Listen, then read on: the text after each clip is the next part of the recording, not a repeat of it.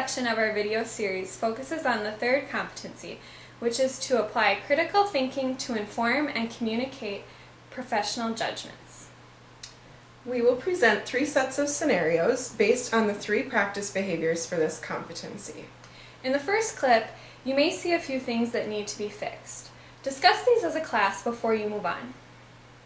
The first scenario is based upon practice behavior number 11, which is to distinguish, appraise, and integrate multiple sources of knowledge, including research-based knowledge and practice wisdom. Hey Christina, I think we should get that needs assessment done for the Casa Nueva program. Oh yeah, I forgot about that. Have you talked to anyone in the Latino community? I haven't talked to anyone, and I know you said I should probably do that, but honestly that would just take so much time, and we've learned so much about that population in school. I'm not really worried. I think we pretty much know everything that we would need to know. Yeah, that's true. What about like databases? What, like history when they came, or like what, stuff like that? Stuff like that. I know, that's important to have in there. I think, but I have a friend named Maria, and I've known her forever. And, her family came over from Mexico, and they came because they didn't have any jobs there. So, and I know that that's pretty much the case for everybody in the Latino community. They just don't have jobs at their home countries, so they come here. So I think if we just write that employment is a big need, that it'll be fine. Okay. Yeah. I just want to get this thing done. I hate researching. It's just so tedious. So I think we can just go with what we know. I agree. Yeah. Sounds good. Please discuss the errors these social workers made in this scenario. Hey Christina. Hey. I was thinking we should talk about that needs assessment that we need to do for the Casa Nueva program. Yeah, I was actually just looking at that myself. Okay, that's perfect timing then.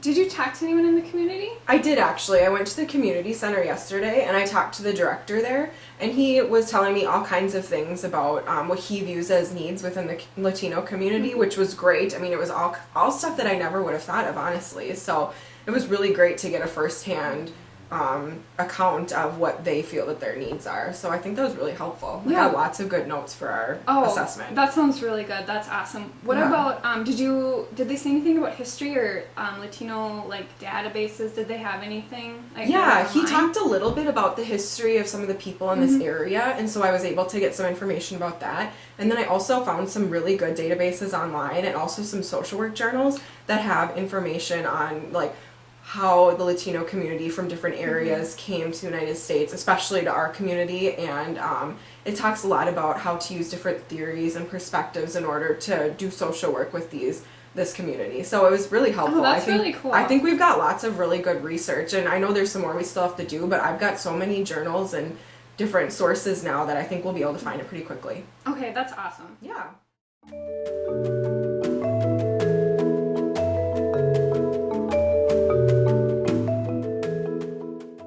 This next scenario is based on practice behavior 12, which is analyze models of assessment, prevention, intervention, and evaluation. Hey, did you get a chance to look at those articles I sent you about the needs assessment? Yeah, I did. I looked through most of them, kind of skimmed them a little bit. I didn't get to a couple. I'll have to get to those later. Okay. But some of those models in there are really confusing. Yeah, I know. I haven't used them before, and I didn't think you were familiar with them, and I think it would just take a lot of time to learn them and to implement them properly. So I was thinking, do you remember strengths-based theory from school? Yeah. Okay, we used it all the time. And so I think it would just be easiest just to apply it to the Latino community. I mean, it has to work for everybody. Yeah, I think all of those theories basically work for everybody. I mean, they're all pretty much the same. Yeah, I think so too. Please discuss the errors these social workers made in this scenario. Hey, did you get a chance to look at those articles I sent you about that needs assessment? I did look at all of them. There were a couple that I didn't think were very culturally appropriate for the Latino community. Okay. So let's throw those out. But the majority of them, 4 of them, had really good intervention and evaluation models that we could implement with our program. And so some of them I wasn't really familiar with, but I think if we sit down together and look at them, and I know we can consult with our supervisor too. Okay. And I think we'll be able to implement them appropriately. That sounds great. Thanks for looking at those. Yeah, no problem.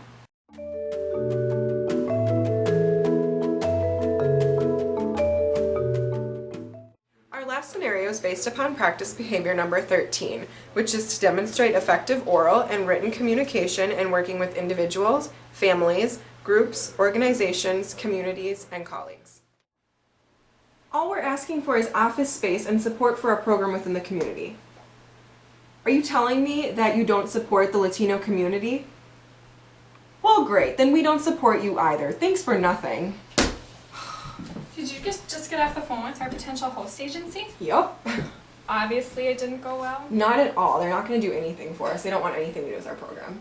Well, I have a bunch of messages on my answering machine from people in the Latino community wondering what we're doing and where we're going to be and how they should get a hold of us, and I just don't have time to call them back. You know what? I think you should just delete them all. It's not like they're going to know anyways. Well, I thought Jamie was supposed to take care of the phones or answer their messages. I thought you were doing that. No, I specifically told you yesterday to tell Jamie to call them back. Well, excuse me. Well, I thought this was a team effort. Please discuss the errors these social workers made in this scenario. Okay, well, yeah, I could definitely understand why you'd be a little bit hesitant about this, as I know you don't really know much about our program. I'd actually really love the chance to come over and tell you more about it, if you would be okay with that. Okay, great, yeah. We could set up an appointment, and I actually have some really good research and information that I just really like to share with you. I think this program's going to be very beneficial for the Latino community here. Yeah, that sounds perfect. Why don't you call me back tomorrow and we'll get an appointment set up. Thank you so much for your time. Yep, bye-bye. Hey, did you just get off the phone with our potential host agency? I did, yeah. It actually went really well. They're a little bit skeptical, but they don't really know anything about it, so I'm going to go talk to them about it tomorrow. Oh, that's a really good idea. Hopefully giving them more information will help. Yeah, I'm kind of excited. Yeah, I have a bunch of messages on my voicemail from the Latino community members that I'm trying to get to. They're really concerned about, where we're going to be and how to get a hold of us and what we're doing and stuff. And so I was wondering if you would be able to help me get back to them later. Oh, for sure, yeah. Just let me know what you want me to do and I'll do that. Okay, sounds good. I was actually thinking, too, of asking Jamie if she'd be willing to help. Yeah, I think that's a really good idea. I'm really glad that this is turning out to be such a team effort. Yeah, me too.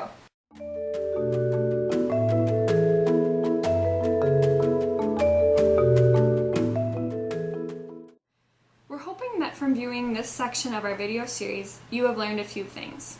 First would be how to incorporate multiple sources of knowledge, especially highlighting the client's systems perspective. Second would be how to analyze models throughout the macro change process. And finally, how to demonstrate effective oral and written communication. Thank you for watching part 3 of our video series.